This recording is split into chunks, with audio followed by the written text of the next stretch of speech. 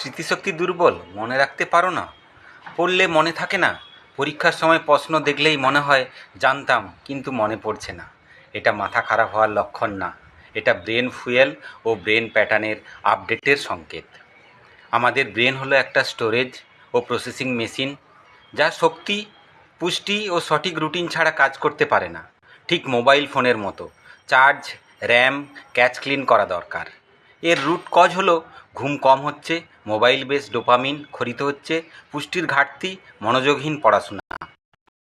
বিজ্ঞান বলে মেমোরি তৈরি হয় তিনটা: এনকোড করা মানে শোনে, তারপরে বোঝা, তারপরে স্টোর ঘুমের সময়, এবং রিকল স্মৃতিচারণ করা। যদি এগুলোর একটি ব্যালেন্স না হয় তাহলে মনে রাখার ক্ষমতা কমে যায়। ন্যাচারাল মেমোরি স্ট্রেস প্রত্যেক দিন সকালবেলা অবশ্যই যেন বাদাম, আখরোট আর খেজুর, যার মধ্যে থাকে omega B complex, good fats, যা ব্রেনের সেলকে শক্তি যোগায়। 20 মিনিট সান অ্যাক্টিভেশান, সকালে 20 মিনিট রোদে বসলে ভিটামিন ডি, হ্যাপি হরমোন বাড়ে, ব্রেন ক্যারিটি বৃদ্ধি পায়। নাইটের ডিভাইস কাট অফ করতে হবে। ঘুমের আগে 30 মিনিট কোনো মোবাইলের স্ক্রিন দেখা যাবে না, মেলাটোনিন ঠিকমতো কাজ করবে, স্থায়ী যে স্মৃতিশক্তি সেটা বেড়ে যাবে। তুমি ভুলে যাও মানুষ নও, তুমি শুধু রেগুলেট মাইন্ডসেটের সাথে কাজ করছো না।